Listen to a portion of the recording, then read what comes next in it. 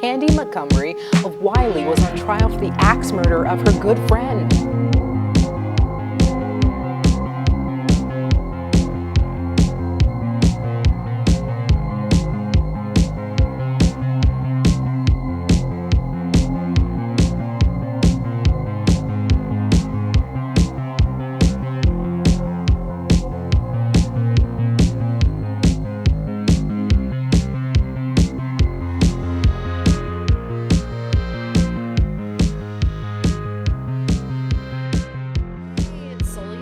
And this is Kitchen Table Research. We do the research so you don't have to. We have put together an extensive library of evidence on each of our crime stories on our Instagram page. So go visit us at kitchen.table.research. And in episode 1, we explain how to watch our stories if you are confused by Instagram. If you would like to leave us a message, you can email us at kitchen.table.research@gmail.com.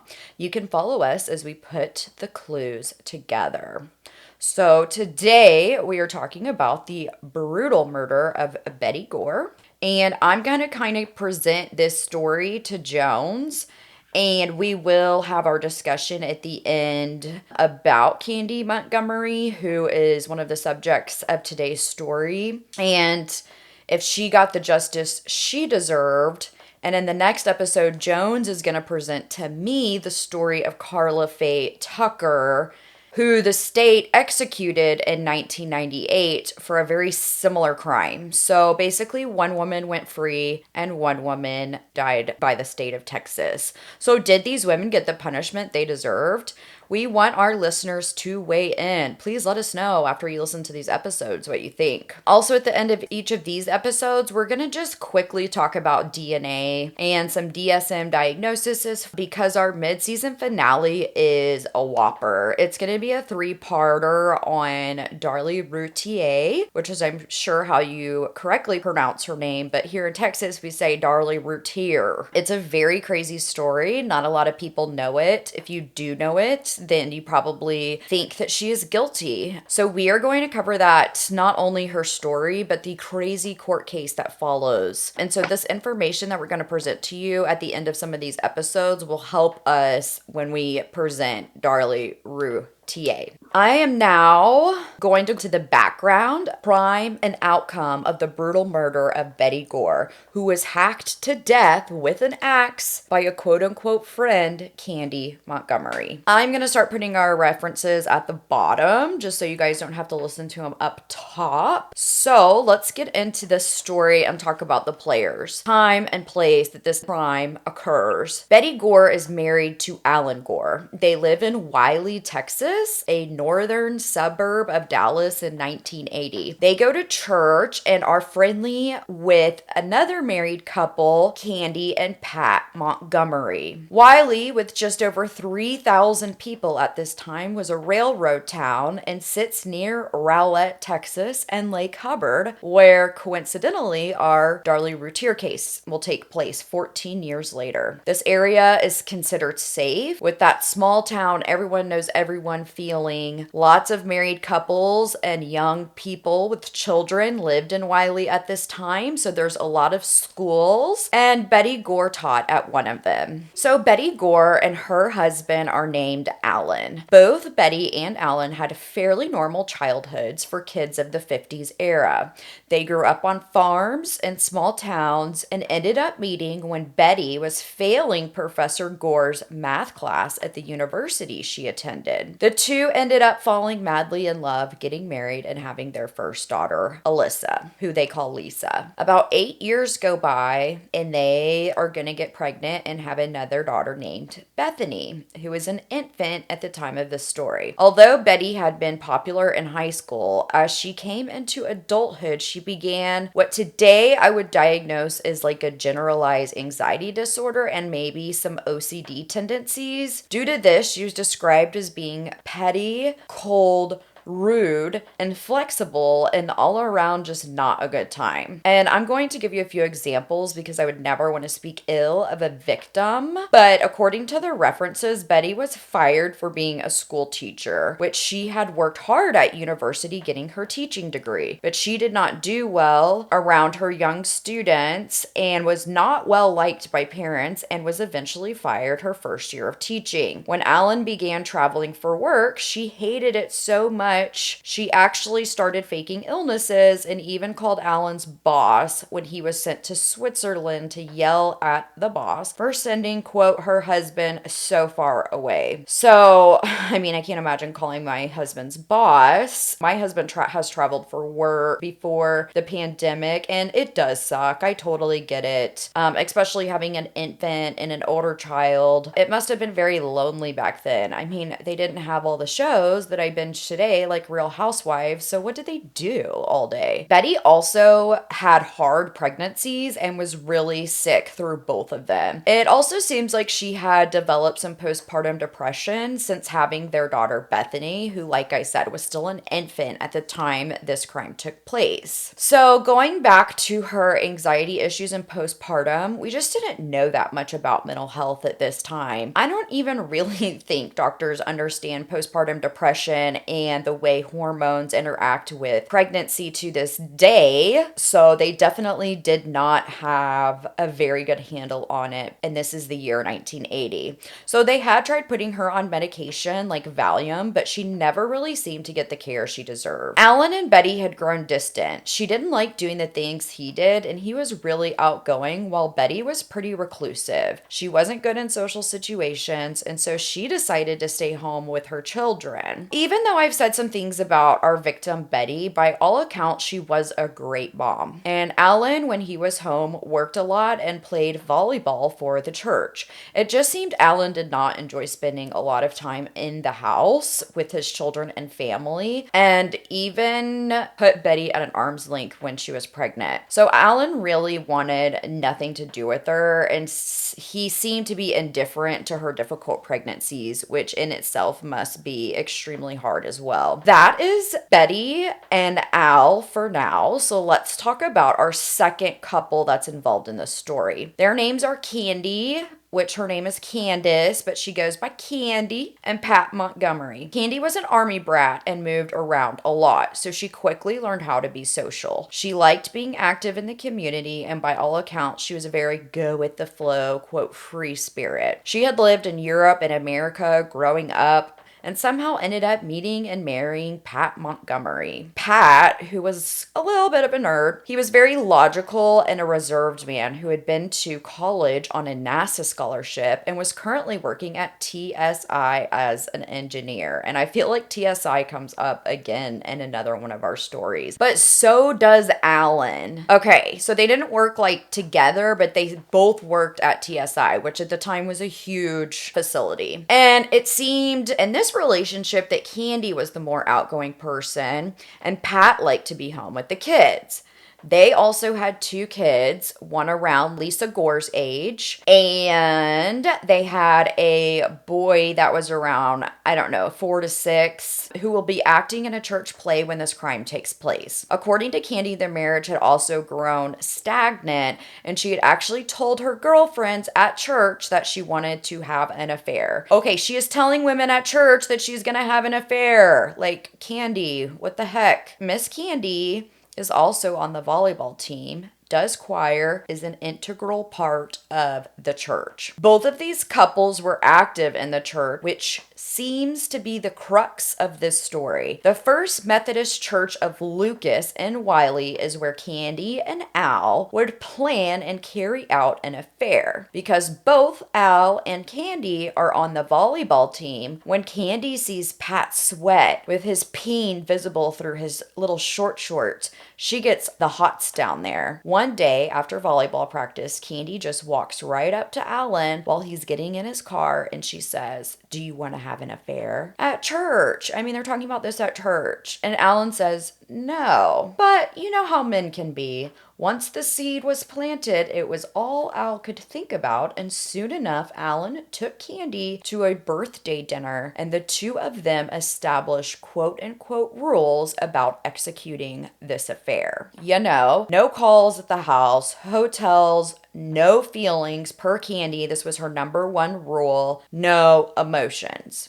Except after the affair started and the sex kind of sucked, Candy started catching feelings for Alan, which just makes no sense. Like, I thought she just wanted a sexual affair. She tells him not to catch feelings. Now she's catching feelings. So she breaks her own rule, right? So secondly, she even states that it's really nothing that she can't get at home. So why risk even having the affair? Candy's a little ho-ho. When Betty gets pregnant with her and Alan's second child, Bethany, Alan calls off the affair. Betty had admitted to Candy that Alan did not find her attractive or want to deal with the hormones while she was pregnant, which is why they had only had the one child, Lisa, and why Betty had quote unquote what she called hard pregnancies. And pregnancy is hard, and everyone and every woman, I believe, develops some form of PPD. And of course, in this era, we do understand it a little bit better, but like I was saying earlier, I still don't think doctors know exactly how and why hormones play into pregnancy to make having a pregnancy any easier. Because some women do have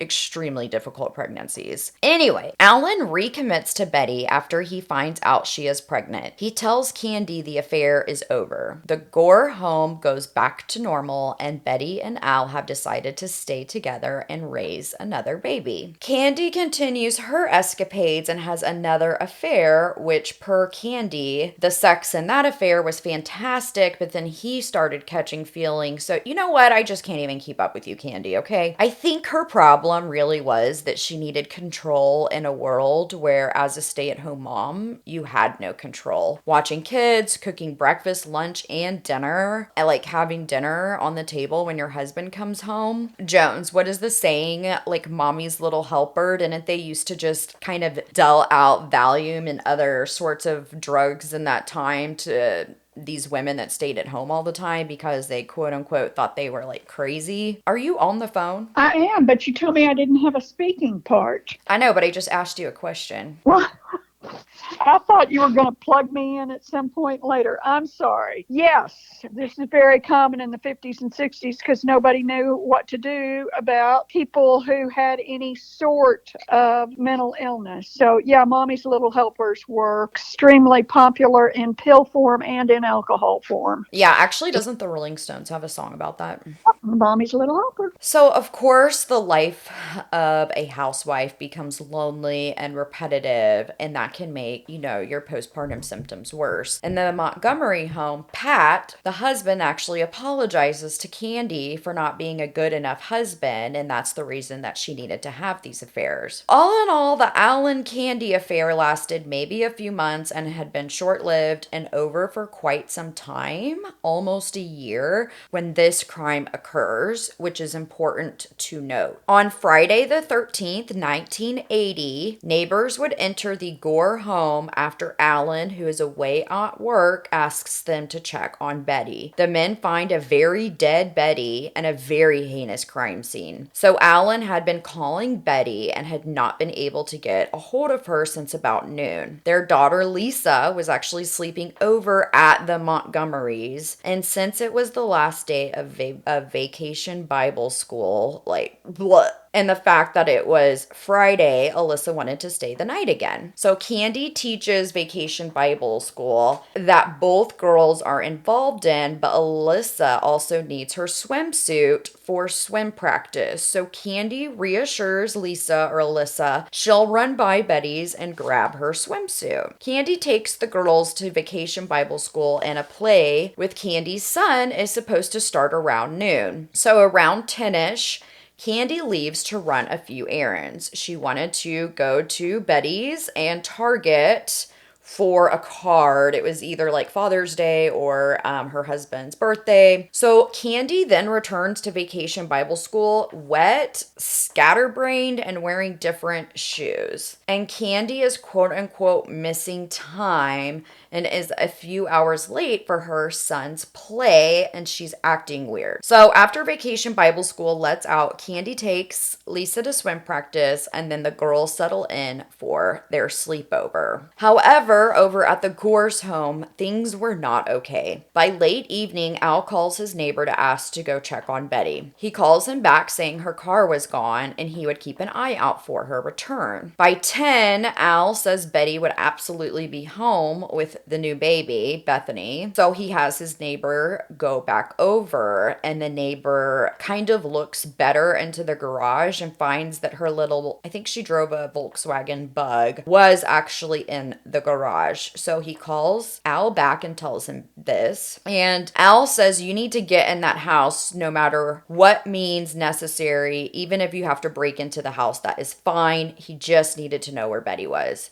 So this neighbor goes and gets a flashlight and 2 other neighbors to help him with this request. And let me just tell you, I've done body removal for the funeral home, and it seems like a hard ask as a neighbor to go investigate a possible crime scene. So PSA, have the police do welfare checks. If you are worried about someone who is in their home, you can call the police and request a welfare check and let them know if this person has disabilities, is on medication, or has substance abuse issues or suicidal tendencies, and the police will do their due diligence. Okay, it's 1980, so I guess people are just like super neighborly. The men enter the home through the unlocked front door and see that baby Bethany is crying. Her face is beet red. She's got tears coming down her little cheeks, and she's in her own feces. So of course he runs Bethany back to his house, and the wife cleans up Bethany. When he returns, the men notice a metallic smell as they begin to sweep the house until one finds blood drops leading to the laundry room. And as they crack the laundry room door open, Betty is in a room full of blood with half of her face missing. The room looked like it had been painted red. So these guys are like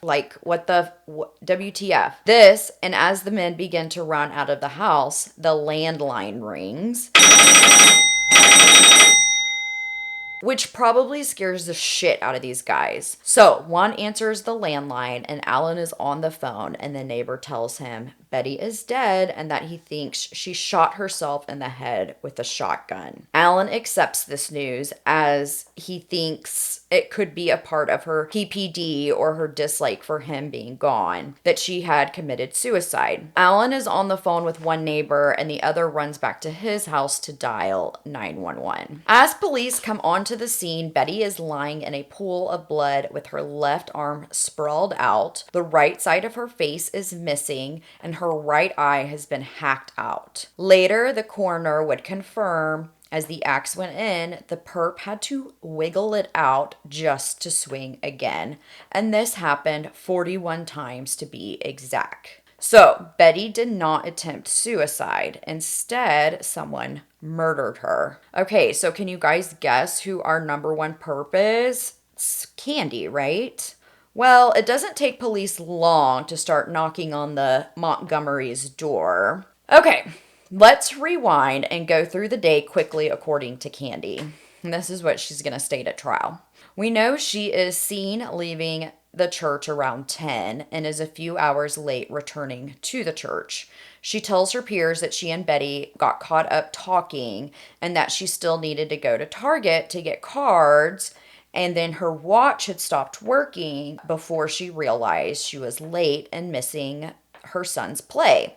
She returns and her shoes were different and her hair was wet. So if you think this is already weird, it's about to get even weirder. At the Gore's house, the police begin to investigate the scene after neighbors call 911. They immediately knew the murder weapon was not a gun. There is a small bloody footprint and a bloody thumbprint on the refrigerator door. A crime scene investigator by the name of Cron, and Jones is his name, James Cron. I think so. Okay, I think so too. So James Cron will take that bloody fingerprint as evidence. And remember Cron because he's going to come up in another story of ours. A 3-foot axe is found under a refrigerator in the laundry room, so police believe she was hacked to death by this axe. And it doesn't take long for police to put the heat on Candy. Candy begins to get nervous and confides in a church lawyer, which at first I was like, what? A church lawyer? But then it's just another congregant at their church that happens to be a lawyer who does civil cases. But at any rate, Candy confides in him. This lawyer, his name is Don Crowder. And poor Crowder, his life is about to get effed up by Candy too. And forever I kept calling him Dan Chowder, and I was like trying to look up stuff on the internet about him, and I could not find anything until I discovered that his name was Don Crowder. Quote, Crowder came to know Montgomery through the United Methodist Church of Lucas, where they were both congregants. When she was arrested, she turned to Crowder out of familiarity, and he took on the case despite having no prior experience with criminal cases. That made for an unconventional trial. For example, Crowder would purposefully feed misinformation to the press to throw off the district attorney, and he was actually sentenced to a day of jail time and $100 fine for violating the judge's gag order and claiming Montgomery attacked Gore 41 times simply in self-defense seemed absurd. But Crowder called in 2 psychiatrists who claimed Montgomery had a, quote, dissociative reaction after Gore whispered to her the same way her abusive mother did. And somehow that worked. After a 4-month trial, the jury declared Montgomery not guilty on October 29th, 1980. Unfortunately, Crowder became despondent after this case, and after he began using substances and drinking, his brother had committed suicide. He had also been married and divorced. Crowder will end up committing suicide as well on November 10th, 1998. At his memorial, one of his practice partners, Maddox, says, Don may not have made as great a mark as he wanted to make, or great as mark as he could have made, but he made his mark. And I got that out of Bustle. I think that came out when the Hulu series Candy comes out, which I'm going to talk about in a little bit. Candy confides in Crowder, and Crowder is like, you're totally lying. You're making this up. So Crowder takes Candy to see a hypnotherapist, and the therapist is like, she did do it, and it was provoked by a certain childhood trauma. So Don Crowder and hypnotherapists, one being Fred Faison, get her a defense team of several big-time lawyers. Of course, Don Crowder stays on the case, and this would be his first criminal case. They also hire a Robert Udashin, and they will create, honestly, the weirdest defense I've ever heard. So the police had quickly matched Candy's fingerprint to the fingerprint left on the refrigerator that our boy James Cron takes.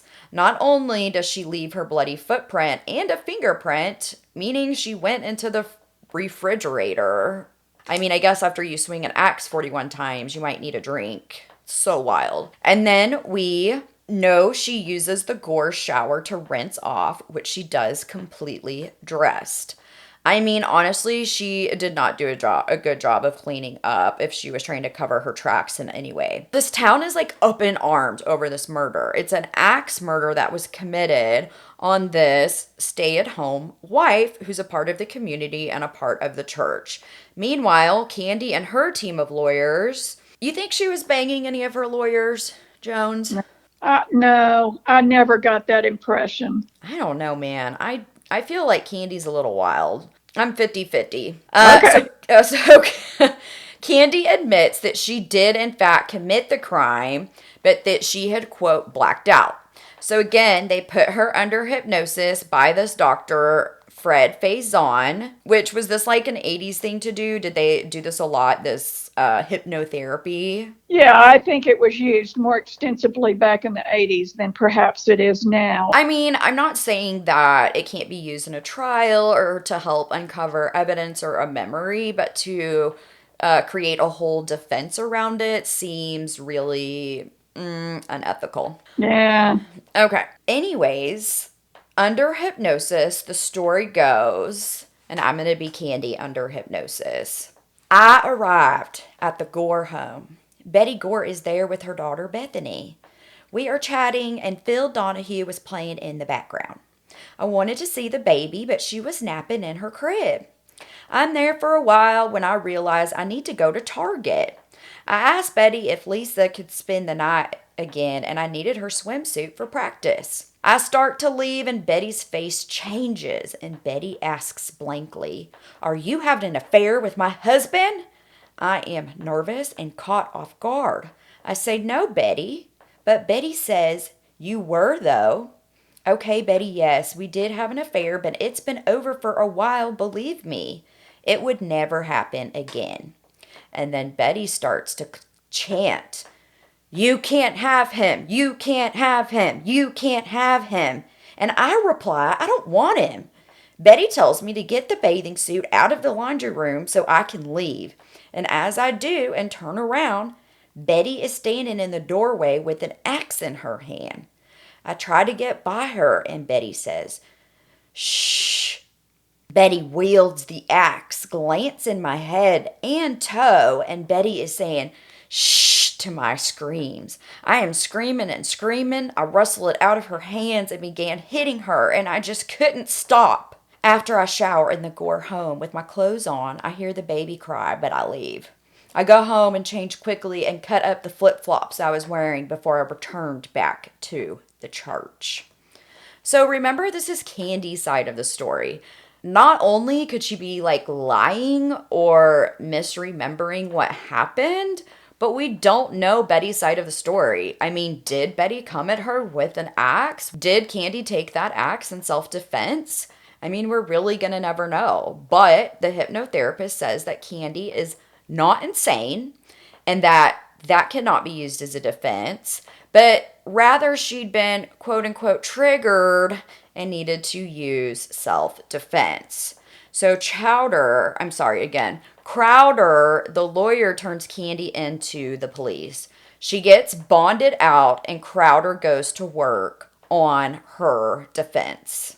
And here is the defense. According to the Dallas Morning News, the psychiatrist, that would be Fred Faison, who had hypnotized Montgomery, testified that during her struggle with Betty Gore over the axe that would eventually take the latter's life, Montgomery underwent what he called a, quote, dissociative reaction. So the story goes, and mind you, this is all under hypnosis. Now I'm going to be Fred, the psychiatrist. When she was 6, her and a friend were playing a game where they would race to fill jugs of water. Remember, it's like the 50s, so, I mean, honestly, it does kind of sound fun, but these jars were pretty large, and they were made of glass.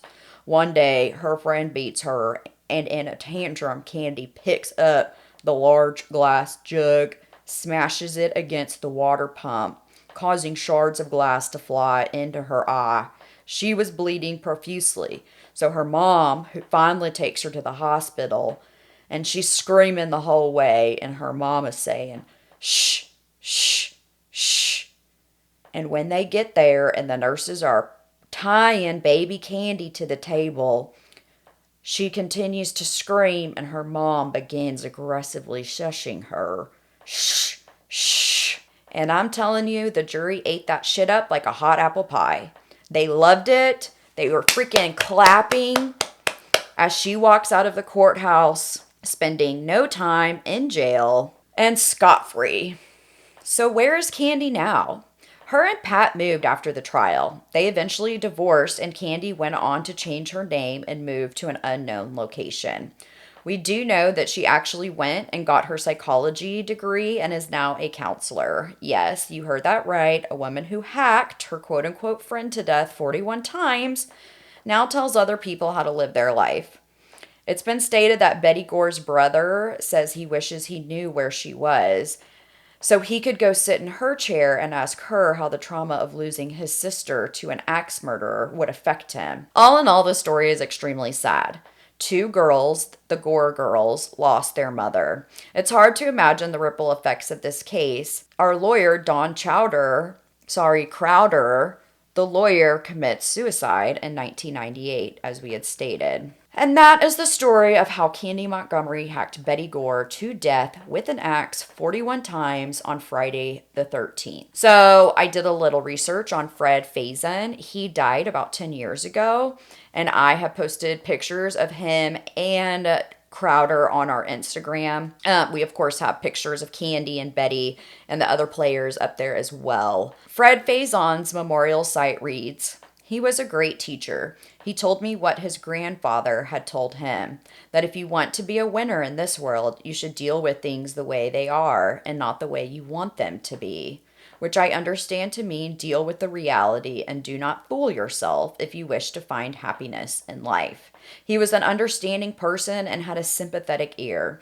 He was someone that was easy to talk with. He was so effective at asking subtle questions that taught and enlightened.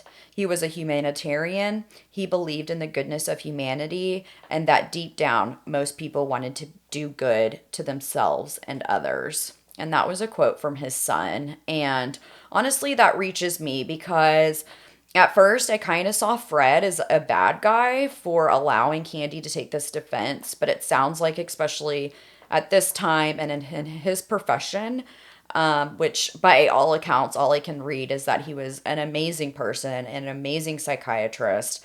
I do kind of think maybe he is one of the good guys and maybe he was just trying to help Candy. So today I presented you with the story of Candy Montgomery. Next episode, Jones is going to give me the story of Karla Fay Tucker. One is out living her best life and the other is 6 feet under, executed by the state of Texas. And this makes us think. Can someone break? Can too much pressure build and trauma erupt into a state in which you do not remember committing a murder? Would this work in a male's case? Are females more prone to snap? Is our biology such that we do horrible things yet not remember them because as women and mothers and daughters and sisters, we empathize more and kill less? Our mid-season finale, which is going to be late by like 2 weeks because we had a family emergency. So we apologize. We said we were going to drop 10 episodes on Halloween. I believe we're going to drop 7 and have that mid-season finale, Darlie Routier episode out to you shortly. We will bring up many of these questions about the female psyche. It's not often someone doesn't slowly build into a psychosis and then level out like a bell curve, taking several days. And so, in my opinion, I don't think someone can just snap. Candy, seemingly raised in a good household, has way less trauma than some of the serial killers we've covered and their childhood trauma. Couldn't anyone use the story of, well, I had trauma at some point, was triggered and snapped? And is it really self-defense when you swing an axe 41 times? She must have had some muscle or some anger behind that axe. And I just want to say that in the Hulu series, Candy, Jessica Biel's body is like on point AF. She looks amazing. Plus, I love Jessica Biel. Plus, if you haven't watched her series Sinner, you need to stop this podcast right away and go listen to it. Now I'm going to ask Joan some questions. So if she did it well knowing and purposefully, why do you think she killed Betty? What do you think her motive was? Wow. I think when Betty said, "You're not having an affair, or you can't have an affair with my husband," Candy thought, "I need to get rid of her because she knows everything." And obviously, Alan told her. In Candy's mind, her first reaction is, well, let's just get rid of her. Yeah, I mean, that flight or fight. Yeah. And I mean, it's if someone is truly standing in the doorway with an axe and you can't flight. Right. Did she take the axe and fight? No, I don't think that they found any. I don't think they found a whole lot of defensive wounds on her, like she held her hands up or any of that. So Candy does state that Betty threw the first blow, and it did nick her hand and toe, which has been confirmed. So Betty did take a swing at her. Okay. Interesting. But What? again, Candy He could have wrestled. faked those injuries or injured herself swinging that axe. So, if in fact Betty swung the first blow, what did Candy do? Rip that out of Betty's hands and then consequently, bury the axe in her 41 times? 41 times doesn't seem like self defense, though. No, it doesn't. I mean, she could So, have like, you're chopped out her a now. few times in the legs and taken her down. Yeah, no, I do not think this was a self defensive act. I want our listeners to weigh in, and do you think Candy is guilty? And in the next episode, we're going to talk about death row, especially here in Texas. And do you agree with Texas carrying out capital punishment? Our listeners, why don't we put a poll up? I'll do that after we air these episodes, and we'll look at who is pro death penalty and who is not, and just kind of see where we stack up there. Okay. Okay, so do you think that someone can snap out of nowhere and go into a blind rage that they don't remember? Yes, I do, but I don't think over something and I don't mean to imply that it's not important or a part of this story, but I don't know that snapping because you think your husband's having an affair or that you're trying to defend yourself from a woman who thinks her husband's having an affair with you is really justification to snap. To me, snap is more like when you're at war and somebody approaches you with their machine gun drawn and you are reacting because you don't want to die and you lash out with your own weapon. I mean, that to me is more of a snap than getting all upset because you think your husband's having an affair. It just doesn't even out to me. It doesn't balance itself out to me. I don't think people can just snap. I think that you can forget an event because it was traumatic, like how people who are in bad car accidents, they say, well, I remember pulling out of my driveway and I don't remember anything past that. Right. People that are on drugs, people that are on alcohol, we know that their memory, That's different. right, that their memory doesn't really record when you're on certain drugs and especially alcohol. And that is where the term blacking out on alcohol comes from. Right. Literally, if you think of a CD and burning a CD, if you're from the same era as I am, your brain is recording, recording, recording. And after so much alcohol is in your system, it just stops. And so those memories truly are not there. Due traumatic situations, does the brain snap and stop recording as a self-defense mechanism within the psyche? I don't know. Well, I do believe that. Do you think the female biology affects the female psyche? Do you think our hormones and other factors that men don't have, do you think that plays a role? Yes, but I also think they have their own set of hormonals that affect their psyche. When I was in school and we studied hormones, I honestly had no idea that our entire body is controlled and made of hormones. Hormones Right. tell our body to do every single thing. It's not just like, oh, I'm hormonal, I'm on my period. No, your hormones literally tell you when to pee, when to, digest food, to keep your heart beating. There's so many different things. I don't think we understand hormones quite yet in the medical field. Oh, absolutely. There's a lot we don't know. Yeah, there's a lot we don't know. And I mean, it's like, I think still to this day, they test birth control methods and IUDs in men because they don't want the female hormones to be an extra variable that scientists have to work against. So a man acts as a placebo when you're doing something that interferes with a woman's fertility. And hormones, yeah, Yeah. because that makes sense. Yeah. Okay, well, I do want to get into death row and capital punishment, but I don't want to until you guys hear our next episode, Karla Fay. So, at the end of this episode, Jones is going to do a little bit on DNA, and we will see you guys on our next episode, Karla Fay Tucker. Stay tuned. Our resources for the Candy Montgomery story are going to be True Crime Campfire, Texas Wine and True Crime Podcast, the book Evidence of Love, which is a really good read. Of course, as usual, Wikipedia Grunge. I read the article, Dallas Morning News, quote, who is DFW axe murderer Candy Montgomery, and the Texas Monthly article, Love and Death in Silicon Prairie, the killing of Betty Gore. So after I wrote the script, I then watched Candy because I didn't want to get kind of that script in my head. It's available on Hulu. Good morning. This is Jones. I'm going to present a really short insight into DNA. I hope you guys enjoy this. And I am by no means a DNA expert. I don't completely understand how it works.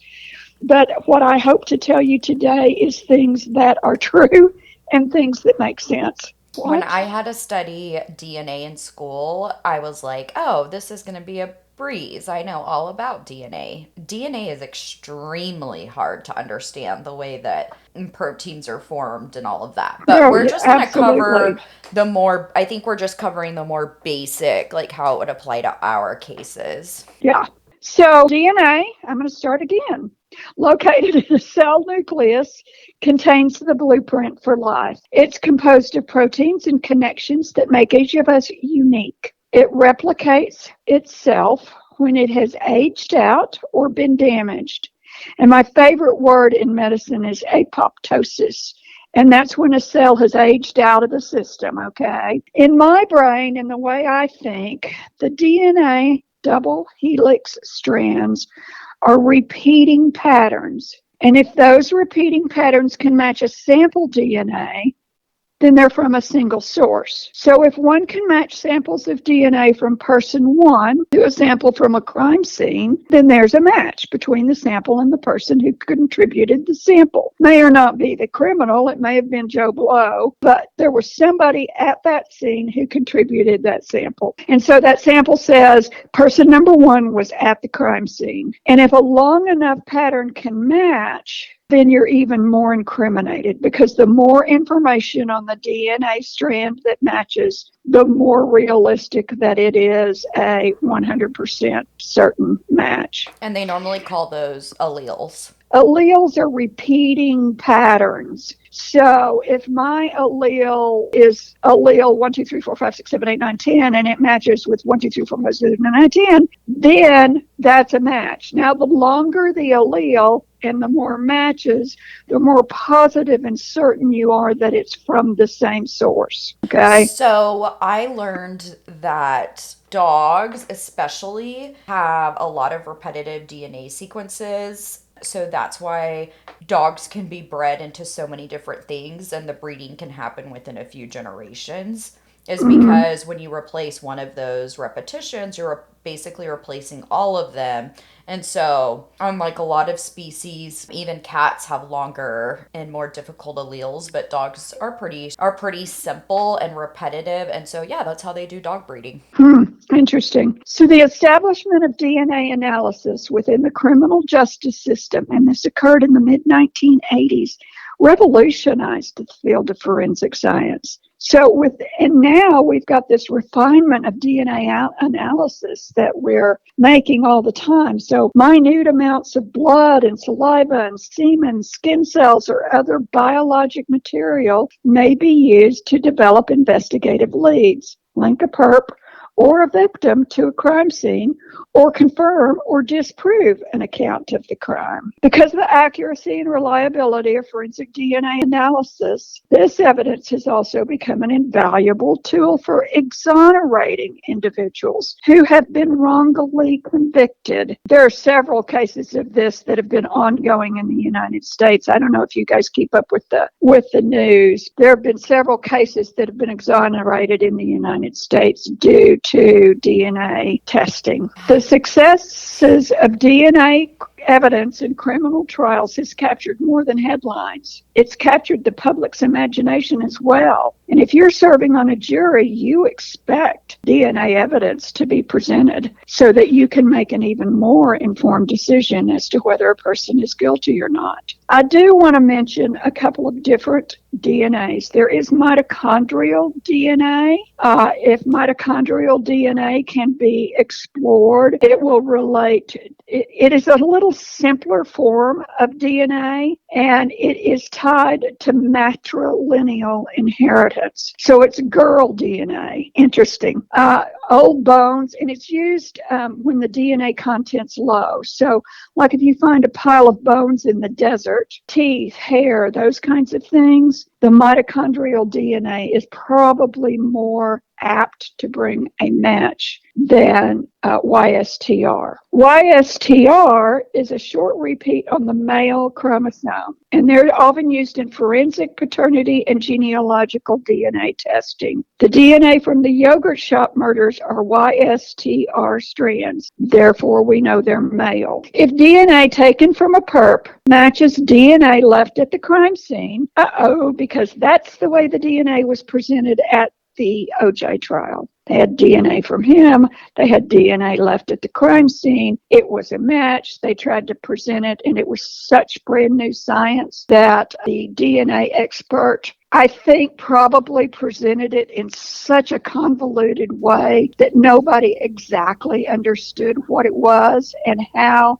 it was unique to each individual and how much it truly implicated OJ. If the DNA sample's been degraded by something, let's say fire, contamination, or just aged, okay, it's been 20 years since it got put on the shelf, and there's only a small segment of DNA left to be treated, we've developed newer forensic techniques to track a person. So when we talk about the Golden State Killer, and his name is James D'Angelo, he left DNA evidence at his crime scenes. But not until recently were forensic investigators able to use the DNA left at the crime scenes to track members of his family. They had submitted their own DNA to something like 23andMe because they were curious about their family lineage. Well, then it became part of a public database, and there were things left in that DNA evidence that linked it to that family, and then they linked it ultimately to James D'Angelo. So there were certain markers that matched DNA that he left at the crime scenes, and they were able to determine his family of origin,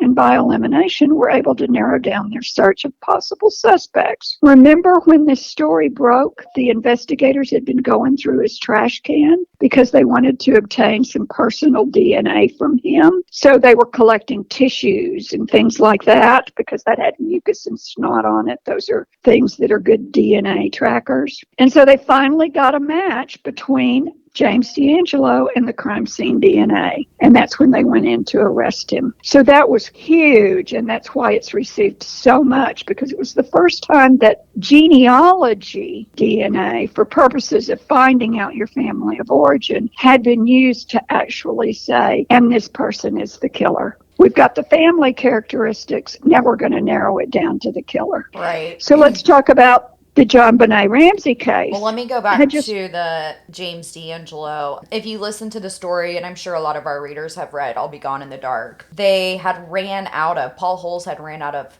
DNA. And because of Michelle McNamara's work and connecting the cases, he also down in, he committed crimes down in the southern part of the state. Right, down in the San Diego part. The San Diego area.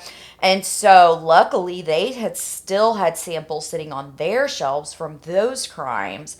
And so Paul Holes had to get a warrant to obtain the DNA from San Diego. And that was ultimately where they got the initial sample. And then, like you said, they collected his garbage and got his DNA off. I don't know. I think it was a cigarette or a soda can, or like you said, something that has mucusy stuff on it. Yeah, that is the coolest story ever. I mean, I will never forget the day that you texted me and said they caught the Golden State Killer. I know it. It's like literally it's like 9/11 to me or something. Like, it is. Not to take away from. He committed crimes for 40 years, and then he'd stop. Well, did he go to San Diego to do that?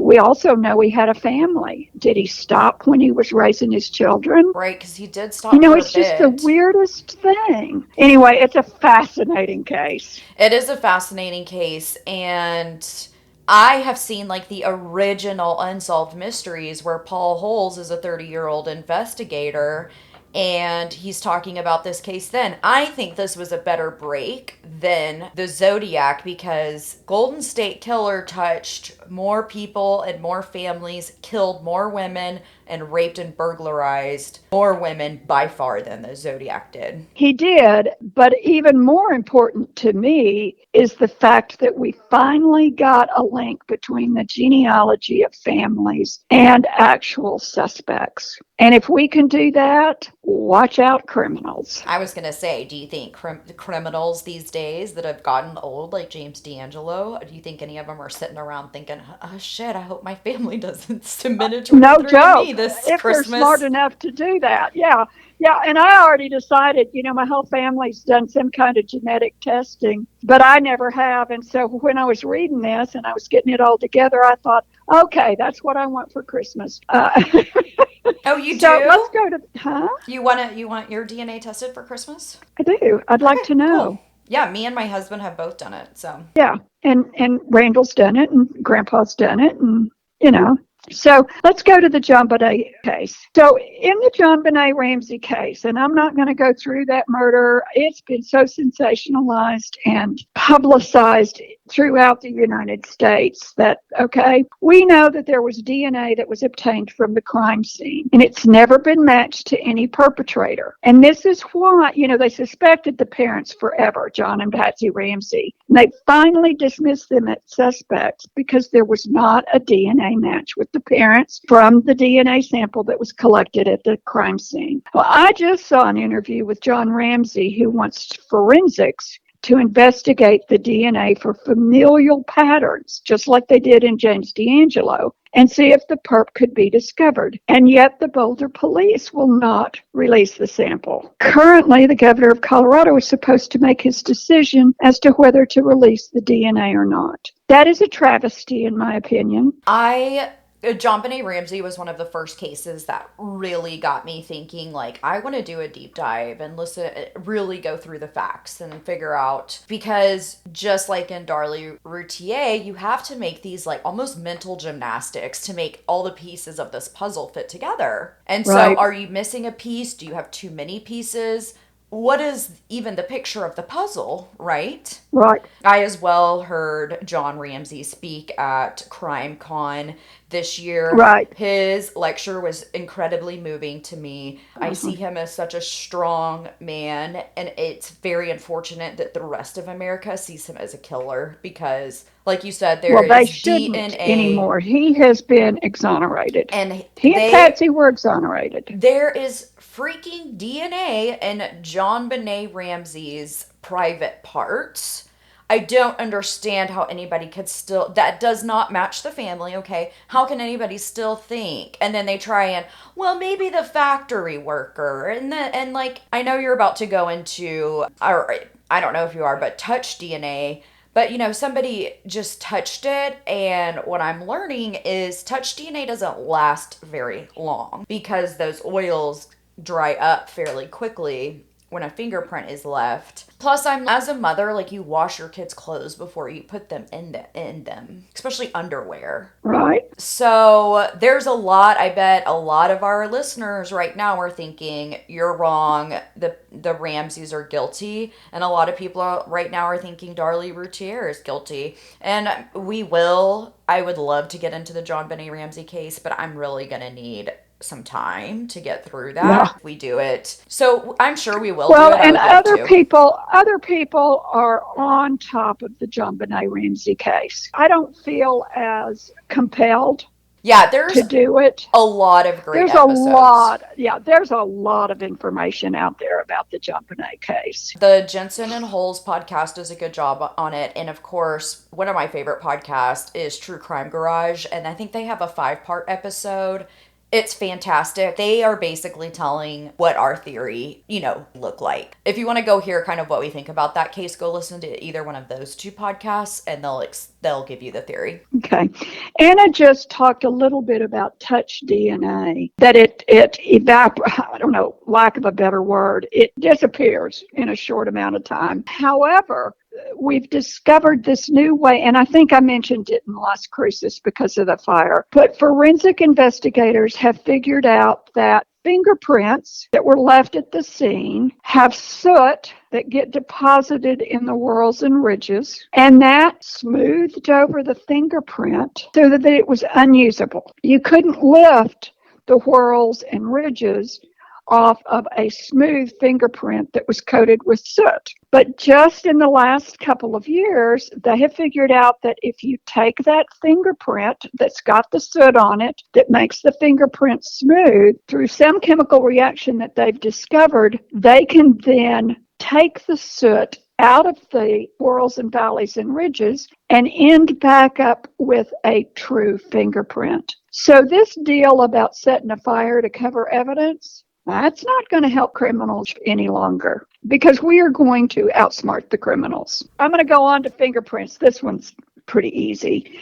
We've had fingerprints around for 100 years, so we do know a little bit more about them. We touch things every day, a coffee cup, a car door, the computer keyboard. Each time we do, we leave behind our unique signature, which is our fingerprints. No two people have exactly the same fingerprints. Even identical twins with identical DNA have different fingerprints. Do you know how fingerprints are created? No, I don't.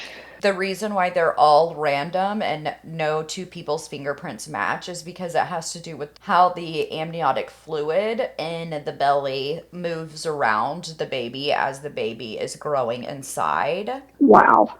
Is that not just like the craziest thing to think about? Mm-hmm. So even twins aren't going to have the exact same patterns at the exact same times. I mean, if they're not identical twins, then they're not even in the same sack. Right. But like I said, even identical twins, they're in different That positions. flow of amniotic fluid hits their fingers at different times and different forces and different pressures. And so the uniqueness of this individual fingerprint has been used in all sorts of ways. Obviously, things like background checks, okay? Then you come up into the more current times, and we're now using our fingerprints on our phones for biometric security. We also use them when we're trying to identify mass disaster identifications.